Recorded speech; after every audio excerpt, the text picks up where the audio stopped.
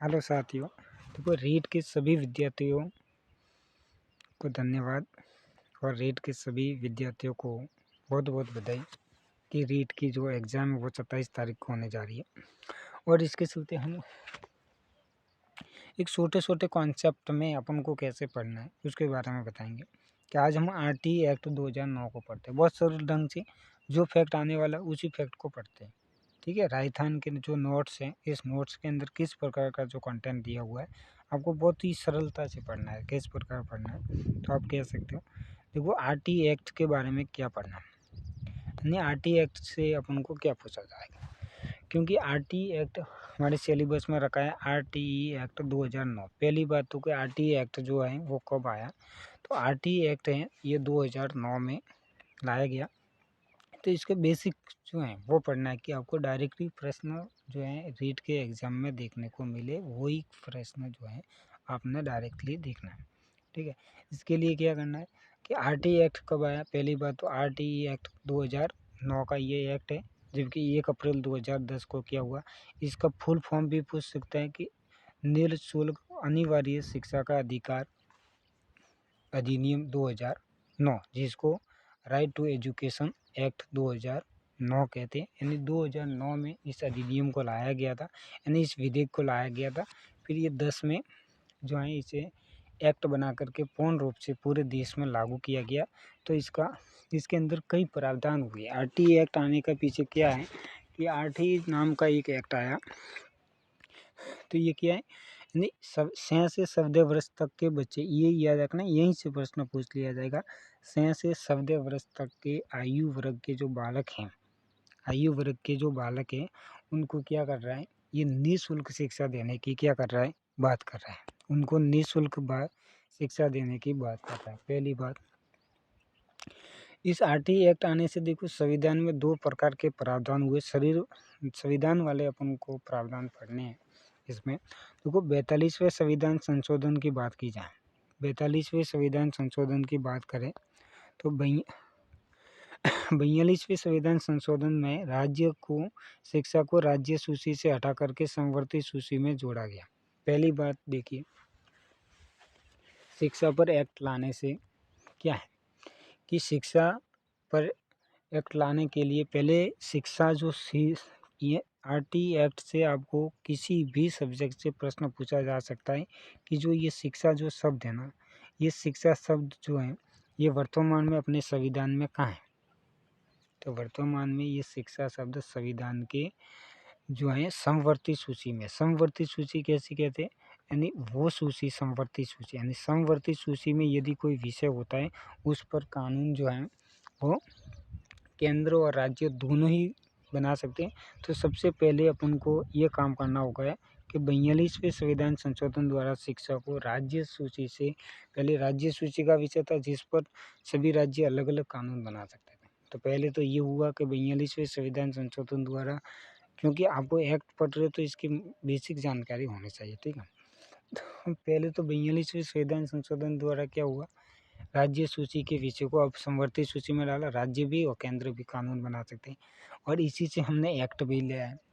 लेकिन 46वां संविधान संशोधन करके 2002 में ये संशोधन हुआ। बहुत इम्पोर्टेंट है कि 86वां संविधान अमेंडमेंट यानी कॉन्स्टिट्यूशनल अमेंडमेंट हुआ 2002 में, ये ध्यान रखना। इस अमेंडमेंट से क्या हुआ, इस अमेंडमेंट से ये हुआ कि अपना जो संविधान था, अपने संविधान में 2 प्रकार की शिक्षा के अधिकार जुड़े हुए, इसलिए संविधान से प्रश्न यहीं से बनने वाला है। RT एक्ट के बारे में कोई गहराई से अंदर धाराओं से प्रश्न बनने वाला नहीं है, प्रश्न यहाँ से बनेगा। पहली प्राथमिकता क्या है, 46वें संविधान संशोधन 2002 द्वारा आपने देखो संविधान में 2 प्रावधान है शिक्षा से संबंधित। एक प्रावधान तो शिक्षा के अधिकार को मौलिक अधिकार यानी मूल अधिकार घोषित किया गया आर्टिकल 21A के अंदर। दूसरी बात 51, आर्टिकल 51A, ठीक है, यानी आर्टिकल कौन सा है, 51A। इसमें क्या जोड़ा गया, तो आर्टिकल 51 में जो पहले अपने मौलिक कर्तव्य हुआ करते थे, अभी इसमें एक नया मौलिक कर्तव्य जोड़ा गया कि सभी माँ जो अभिभावक है और जो भी हैं, जो गार्जियन हैं, जो बालक के संरक्षक हैं, उनका ये कर्तव्य है कि उनका कर्तव्य बता दिया गया कि उन सबको जो है वो अनिवार्य और निःशुल्क शिक्षा का जो अधिकार है उस तक बालक को पढ़ाना। बस सीधी सी बात है कि 6 से 14 वर्ष तक जो अनिवार्य शिक्षा ये बालक को देनी ही होगी।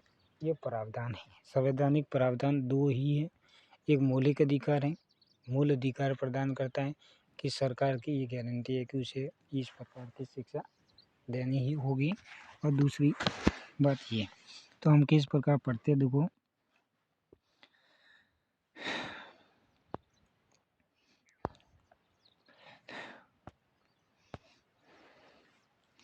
तो 46वें संविधान संशोधन द्वारा 2002 में इसे जोड़ा गया।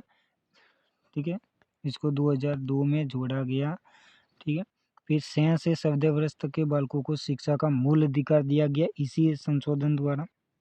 और इसके तहत 3 अनुच्छेदों में परिवर्तन हुआ। क्या? पहले तो मैंने बताया मौलिक अधिकार दिया गया, ये मूल अधिकार है, इसे कोई नहीं हटा सकता। सरकार का ये कर्तव्य होगा कि अपन को ये दिए। फिर ये अपने अभिभावकों का कर्तव्य होगा कि हमें 11वां मौलिक कर्तव्य है कि हमें शिक्षा दें। ठीक है, शिक्षा दी जाए।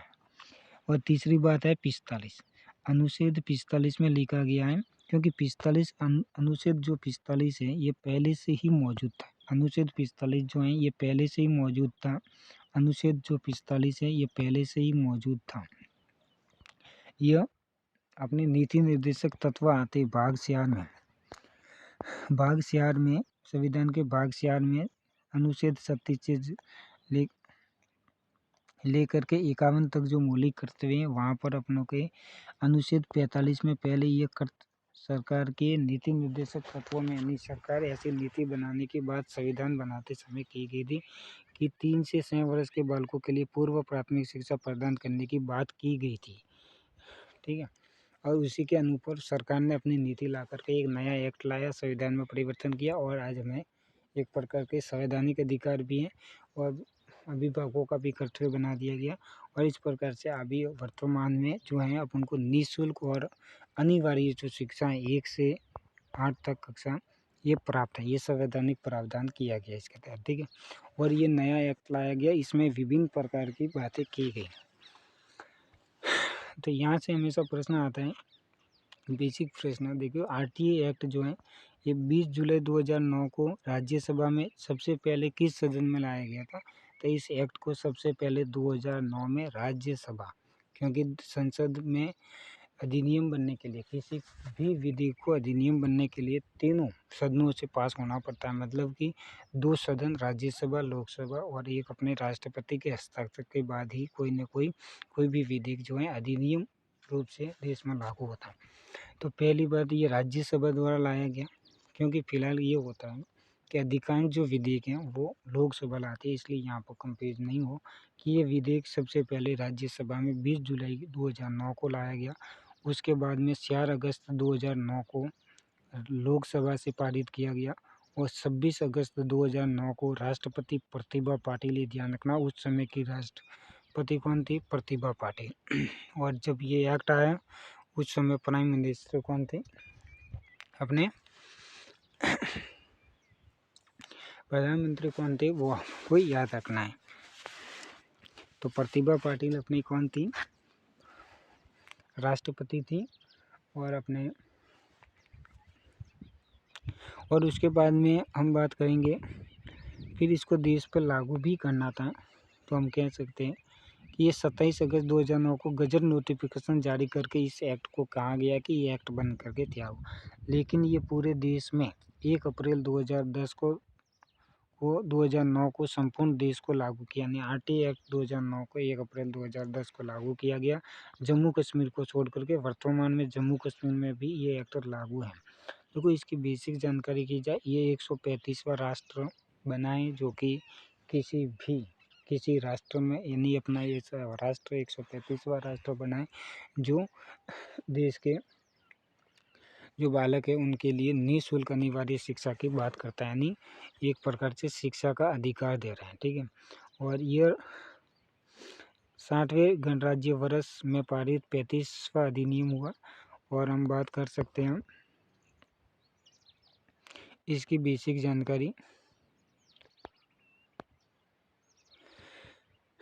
तो जो ये मूल आरटी एक्ट 7 अध्याय 37 धाराएं और एक इसमें से, यानी इस एक्ट के अंदर जो है टोटल मिलाकर के 7 तो क्या है अध्याय, 38 क्या है इसके अंदर धाराएं और एक अनुसूची है। ये बातें वर्तमान में इसमें परिवर्तन होता रहता है। तो वर्तमान में इसमें 7 अध्याय 29 धारा हो गई, 39 धारा हो गई, 39 धारा हो गई और एक अनुसूची, यानी धारा एक बड़ी है, बाकी वह पैटर्न रहा है। यहाँ तक के प्रश्न से ही संभावना बनती है कि आपके प्रश्न आएंगे। ओके, धन्यवाद। और इसी प्रकार से मैं जो अब देखेंगे कि शॉर्ट में यानी जो परीक्षा उपयोगी जो चीज़ है, छोटी छोटी मतलब कम समय में डायरेक्ट प्राप्त किया जा सके, ऐसी चीज़ें लाई जाइए। ठीक है, ओके, धन्यवाद, थैंक्स।